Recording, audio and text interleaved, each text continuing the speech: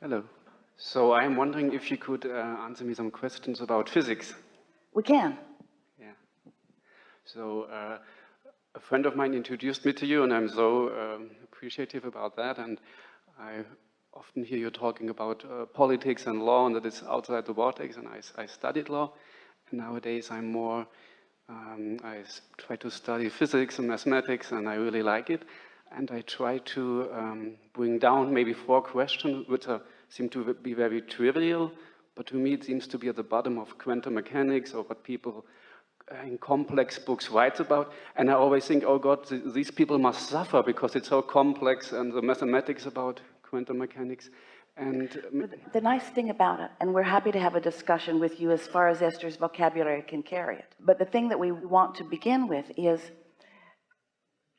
people don't struggle hard with the understanding of the law of gravity because its consistency gives them a measurable experience. People don't struggle with an understanding of electricity, so much so that no one on this planet understands it, but you have come to harness it and utilize it productively. And so the majority of people are just flipping switches, and that's what we teach here, is switch flipping. okay. So what do you want to talk about? So that would be maybe, it's not the first, but when you talk, so people are talking about 4 main forces in the world. It's gravity, electromagnetism, and nuclear force, big and small. And the greatest mind thinks it's only one force. It is one force. So, but nobody's able to bring it together, to bring it down to one force. So we are talking about, nobody can explain gravity. If they would look at the consistencies in the 4 that they're talking about, then they would see the common denominator in all 4, and that's that. Yeah. Okay. So that's what I was thinking. It has to be one, and I would so much to have some clarity to go further. And the next question maybe is when you look at a molecule, an element, an atom, and you can go deeper, and you can go to the proton and up and down quarks, and down, down, down, and gluons, and bosons and Higgs. Well, the first question that you want to ask in all of these scientific studies that you are contemplating is that all of those aspects that you just described and named, what is their relationship to one another? But more important, why do they have a relationship with one another? And as you acknowledge that there are similar characteristics within them, that's that common denominator that we're talking about. When we talk about your point of attraction, that's what we're talking about. You offer a frequency that causes the entire universe to respond to your frequency, and everything in the universe is that way. Everything in the universe is that way. So there's a frequency that is emitted that then causes everything that's close to it to come. And so that's why we are saying, if you were to study the individual aspects of these things that you're talking about, you would discover what their point of attraction to one another is, and then you would have the answer to your question. So what the question would be, if you go deeper, deeper, deeper, so the best minds, and I think they are on the right way. But you see, your question is backwards. You want to go deeper, deeper, deeper, deeper, deeper, because you're out here on the leading edge of what you know, wanting to go deeper, deeper, deeper, deeper, deeper. But if you get back there to all that deepness, which is always moving forward, the answers are not in the deeper, they are in the what's moving forward. Do you see what we're getting at? Because they keep making flawed premises as they go deeper. If they would stand where they stand and acknowledge what they are acknowledging and then notice what happens next, they'd find their answers. But when they stand where they are and try to figure out why they're where they are, then that's when they begin introducing so much contradiction. But I'm not clear on this. Maybe if you go deeper, and maybe it's not the good thing, but maybe you would come to a smallest electrical charge. That's what they think. They would go deeper, deeper. And then there is the smallest. And where do they come from, those charges? That's like saying, well, here's this person, a full-blown adult, and this person has a broken leg. So what we really need to do is get back to the fetus, and even before the fetus, and we need to study the DNA in order to fix this broken leg. And we say, that's one way of going about it. Or you could just look where you are at the components that are present, study them, and ask the questions about what you want. You see, here's the thing. This is what we would like scientists to understand. This universe is yielding significantly to things that people are asking about.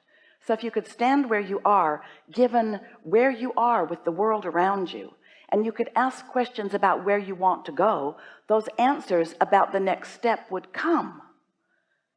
But why go all the way back? It trips you up and causes confusion. You know why? Because you introduce all those theories and all those scientists and all those philosophers and all of those people from long ago who were making strong points of observation before you'd come forward as far as you have. And while some of that is stable and still is sustainable, one time, this is just to get you so that you can hear what we're saying about moving that away rather than that away, because humans keep thinking they need to get back to the basis. There's no going back. You can't go back. There's no regression. And when you try, your brain gets twisted into a knot. And you know why? Because your inner being isn't looking back. Your inner being isn't looking back. So when you look back, you lose the clarity of the here and now that is moving forward. Jerry and Esther were in Orlando. Esther was driving. They had a new navigational system in their car. Jerry was not too happy about the new navigational system because he was the old navigational system. And Esther's really excited about this new navigational system. So she's programmed her destination and off they go. And they were on the road about 10 minutes. And then Jerry said, you know, we're going in exactly the opposite direction that we want to be going. And Esther protested, that can't possibly be. I programmed the address in. I did exactly what Magellan told me to do. I don't think I made any mistake. And Jerry said, well, doesn't really matter how it came about, but I'm just saying, we're going in the opposite direction of where we are wanting to go. And Esther said, I have a really good idea. Let's go back to where we started. I'll clear out the navigational system. I'll put it in again. We'll verify that it's right. And then you and I together will watch every move I make. And we will figure out, did I miss a turn? Was the navigational system programmed incorrectly? And Jerry said, or we could just start from right here and go where we want to go. So we get it. When you don't understand something, they want to take you all the way back to the basics. And we get that. We think it's nice. We'll hear you. We're causing frustration within you. We will let you speak.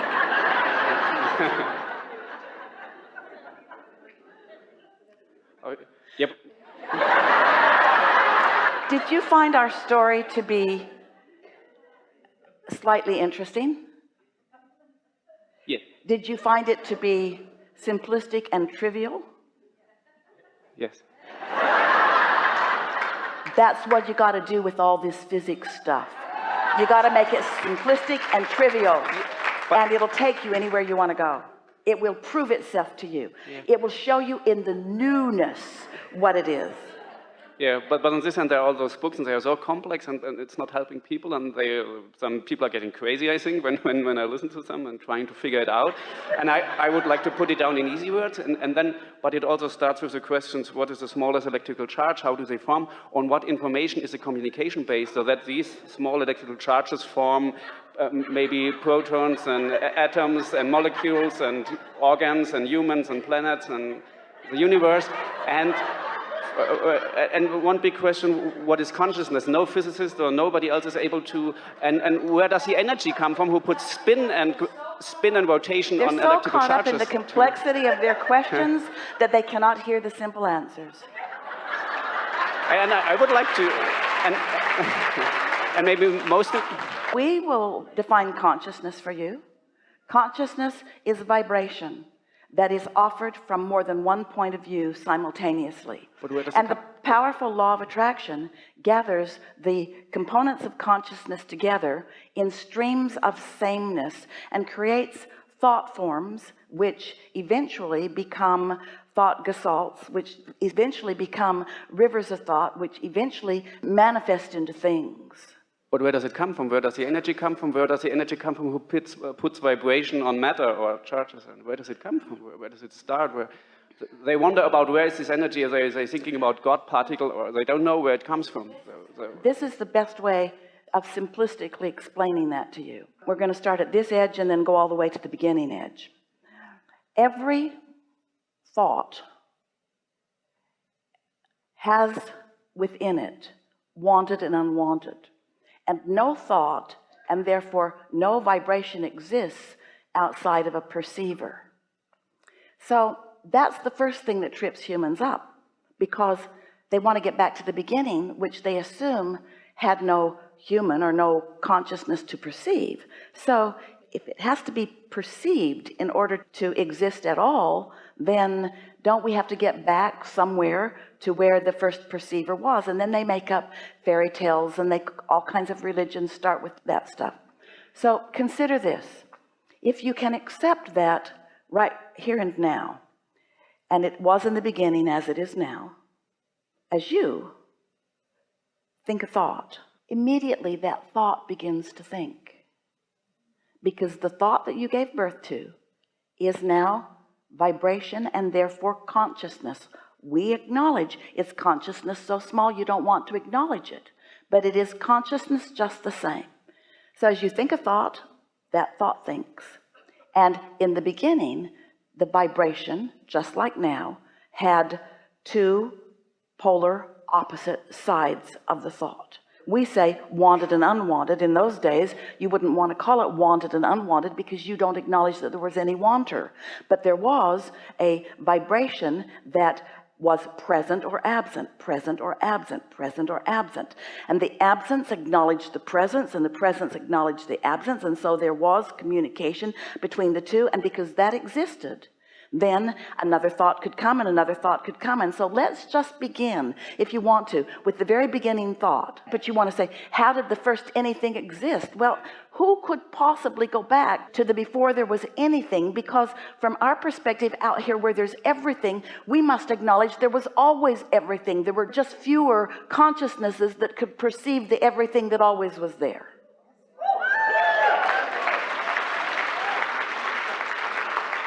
And if you just begin there, in other words, it's like you want to go somewhere, you want to go on a journey. And so you get in a vehicle, you get in a car, or you get on an airplane, or you get on a bus, or you get on a train, and then you go have a journey. But in this conversation, what you want to do is reinvent the bus, reinvent the train, reinvent the car. Understand it, bring it up from its very root beginnings. Let's bring it from the stuff of the earth. I must understand everything about this vehicle before I get in it and ride it. And we say, that's just going to slow you way, way down.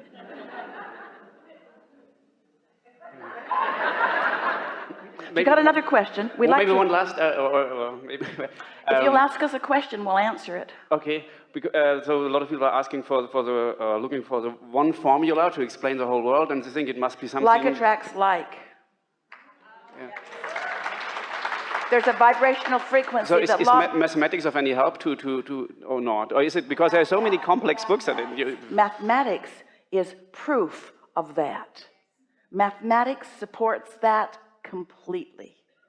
So it's not EM sequence, that an E is like Planck's Wirkungsquantum frequency. So there are two main formulas, and I always try to combine them, but it never ends. That's a good one, however. That's a really good one. Okay. So I'm still confused, but yeah. It doesn't need to be confusing. And maybe one thing I always stumble about is because you tell like attracts likes, and in electromagnetism it's more like positive and positive goes. Sorry, my English is more adept to German, but why? But the substance that you're talking so it's plus and minus, they are different. But wait just a minute, because the substance that you're talking about, the iron that you're talking about, or whatever it is you're talking about, is like what we just said. As in the beginning, it is all through, that there are two opposite ends of everything that exists. And so in that iron that you're talking about, iron attracts other iron. Iron doesn't attract copper. Like attracts like. And just because everything has two opposite ends doesn't mean, we didn't say everything is the same on both ends. We said everything has two opposite ends, and that thing that has two opposite ends attracts other things like it. Okay. Okay. Helpful? Yeah. Not really. Yeah, maybe I have to listen to it.